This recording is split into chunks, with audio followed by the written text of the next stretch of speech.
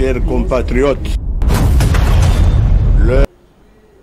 Très heureuse de vous savoir nombreux parmi nous, mesdames et messieurs, bonsoir et bienvenue dans ce journal. D'abord la présidence où le chef de l'État, Félix Antoine Tshisekedi Tshilombo, a reçu le mercredi 18 octobre autour d'un repas à la cité de l'Union africaine tous les officiers généraux et supérieurs du FRDC. Le commandant suprême des forces armées a à cet effet interpellé le militaire à défendre la patrie et à mettre hors d'état de nuire les ennemis de la patrie du peuple congolais. Suivez.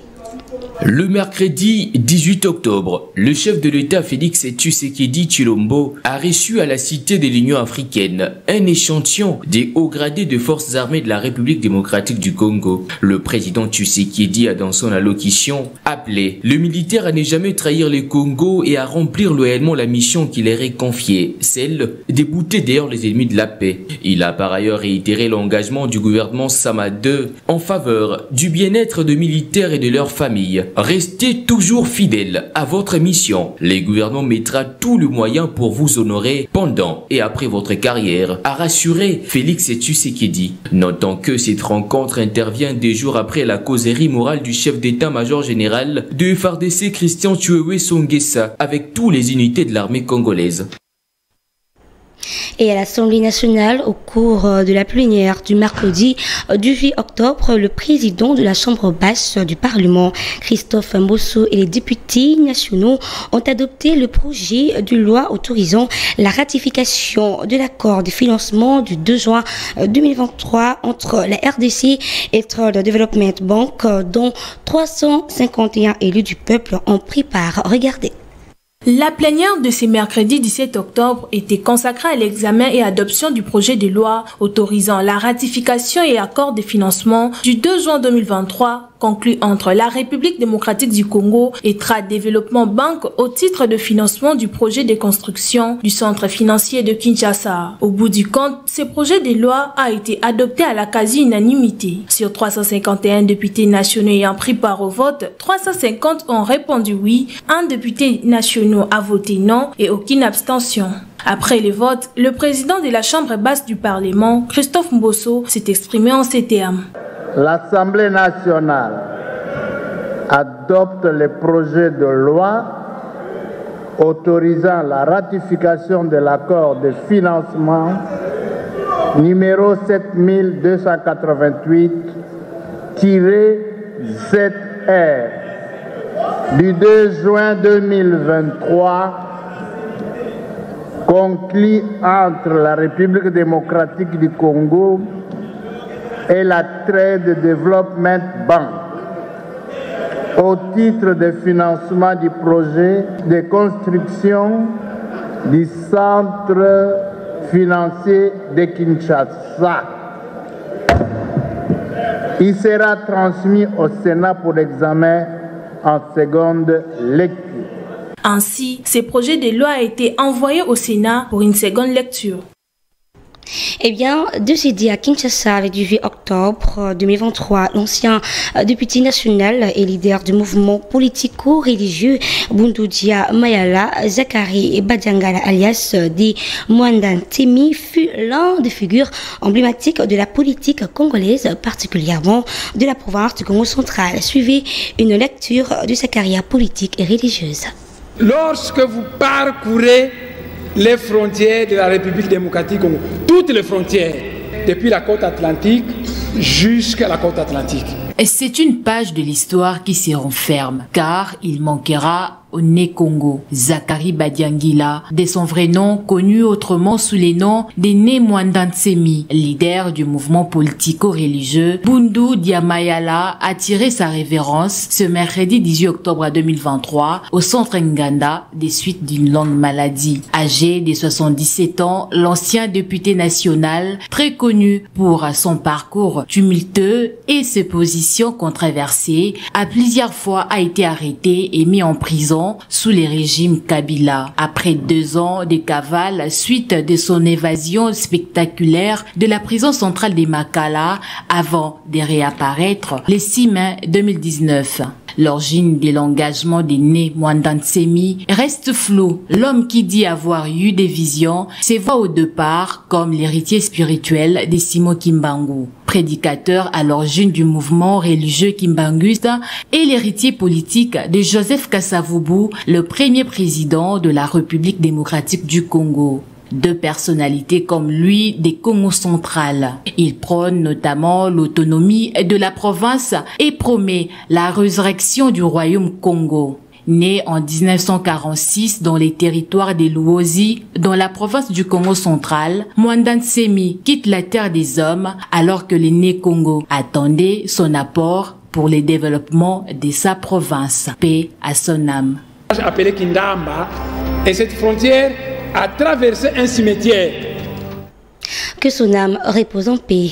Et bien, après avoir consulté les camps de l'opposition de la RDC, la délégation de la SADC en séjour à Kinshasa a échangé le mercredi 18 octobre 2023 avec le président de la Commission électorale nationale indépendante, Denis Kadima, sur le processus électoral en cours. Très satisfaite, la délégation de la SADC se dit prête à accompagner la CENI pour l'organisation des élections dans le délai constitutionnel. Suivez. Nous sommes ici pour mener une évaluation préélectorale. Nous voulons également être saisis de la situation politique et de la situation sécuritaire du pays pour voir si elle se prête à la tenue des élections. Nous évaluons également le cadre juridique, notamment la Constitution, la loi électorale, mais aussi nous évaluons l'état de préparation de la CENI pour la tenue des élections. Nous avons rencontré plusieurs parties prenantes, entre autres les autorités du gouvernement, la société civile, les partis politiques, la presse, les différents groupements tels que celui des femmes, de la jeunesse et ainsi de suite. Bien sûr que la CENI est un acteur clé dans ce processus électoral. C'est pour cela que nous sommes venus rencontrer le président afin d'évaluer l'état de préparation de la CENI pour l'organisation des élections. En effet, oui, nous sommes satisfaits. Nous avions d'abord rencontré le vice-président il y a quelques jours, qui a répondu aux plusieurs questions que nous avions, et il nous a également envoyé par écrit un document sur les informations qui avaient été demandées. Toujours dans ce même registre, la délégation du mouvement Ikoki, cher au candidat à l'élection présidentielle du 20 décembre prochain, Rex Kazadi, a été reçu par le Conseil consultatif électoral de la SADC. Au menu des échanges, évaluer l'état de préparation du processus électoral et aussi collecter les informations sur les élections du 20 décembre prochain. Élément signé Rémi Mouy. Cet échange entre le Conseil consultatif électoral de la SADC et la délégation du mouvement Ekoki de Rex Kazadi, candidat à l'élection présidentielle du 20 décembre prochain, a été basé sur l'évaluation de l'état actuel du processus électoral en cours. Ce que nous pouvons retenir, c'est qu'ils ont été très conviviaux et très directs dans leur approche. Ils tenaient à ils sont venus surtout pour la collecte d'informations. Ils étaient là pour recueillir nos impressions par rapport aux élections. Ce que nous sommes contents parce que il n'y a pas eu de distinction entre les petits candidats et les gros candidats, les grands partis et les petits partis.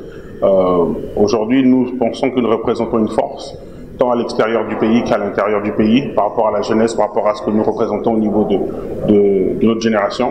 Et nous sommes là pour faire entendre la voix de cette génération qui n'en peut plus. D'où le slogan Ekoki. Contrairement aux mauvaises langues qui pensent qu'il n'y aura pas élection en décembre prochain, le secrétaire général du mouvement Ekoki, Efra Kazadi, indique que rien ne va empêcher l'organisation des élections. Les conditions étaient remplies, les gens se sont enrôlés, les Congolais ont joué le jeu, la CENI suit son processus, il y a un calendrier qui est mis en place. Pourquoi n'y aurait-il pas élection? Parce qu'il y a une partie des gens ne se retrouvent pas, parce qu'une partie des gens veulent encore être dans des processus politiciennes pour pouvoir tirer leur épingle du jeu parce qu'ils ne se sont pas présentés à temps et maintenant ils veulent pénaliser la majorité. Donc on devrait faire des règles spécifiques pour une poignée de personnes. Ce n'est pas ça la démocratie. La démocratie, même la loi s'applique à la même pour tout le monde. L'état de droit, c'est ça. On met des règles en place et tout le monde s'y conforme. Rappelons que le mouvement Ekoki appelle les Congolais à un vote utile pour assurer le développement du pays.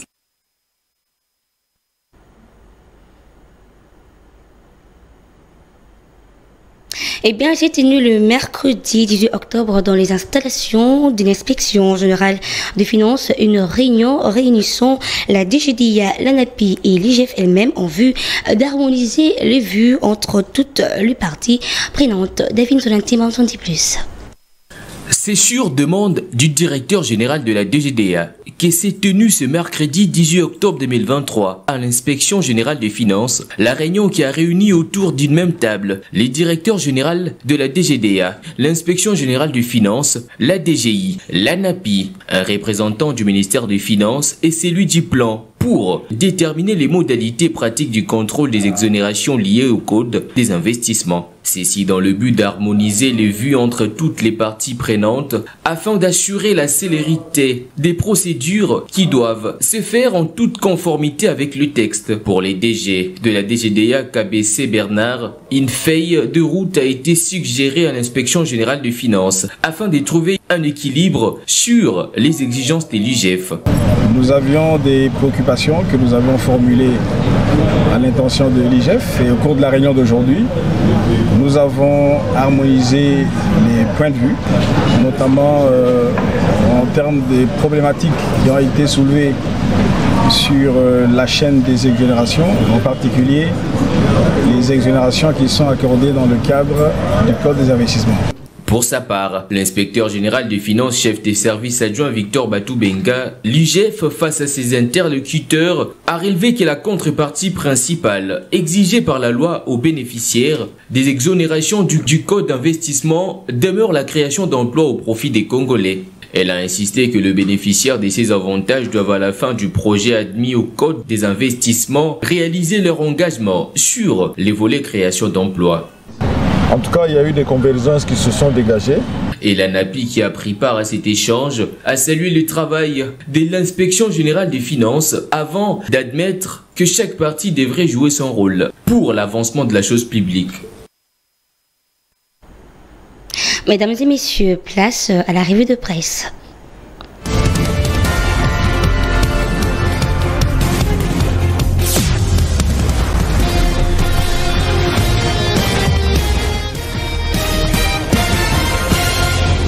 Mesdames et messieurs, bonsoir et bienvenue dans cette revue de presse.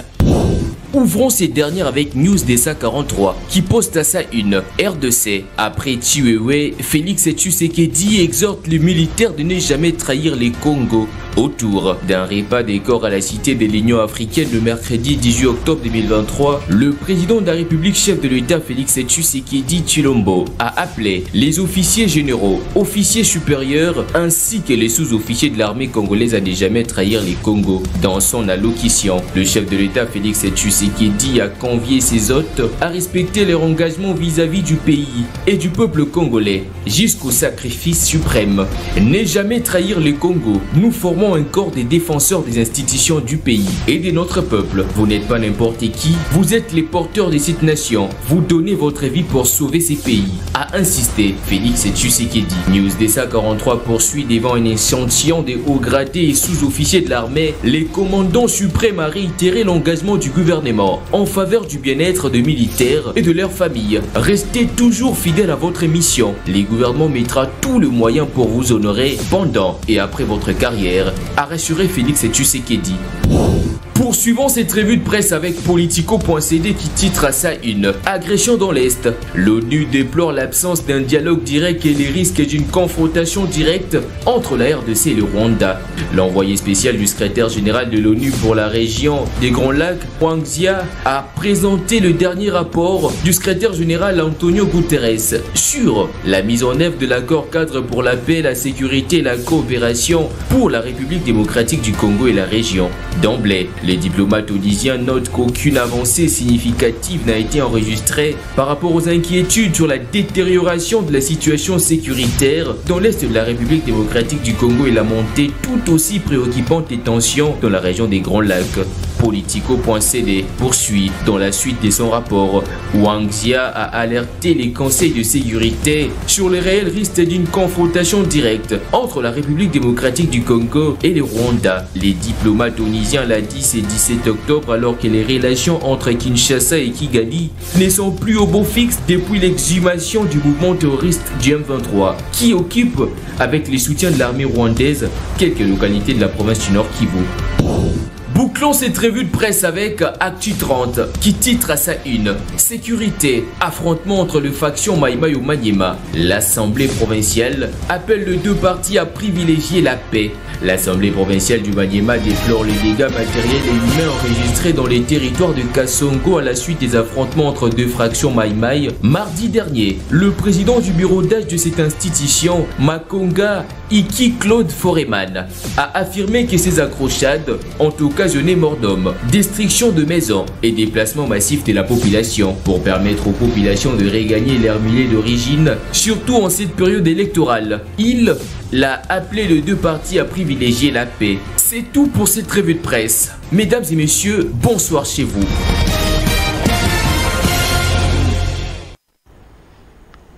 Eh bien, c'est par ici que nous mettons fin à notre journal coordonné par Véronique Monabwana. Merci à vous de l'avoir suivi et bon suite du programme. Au revoir. Mes chers compatriotes,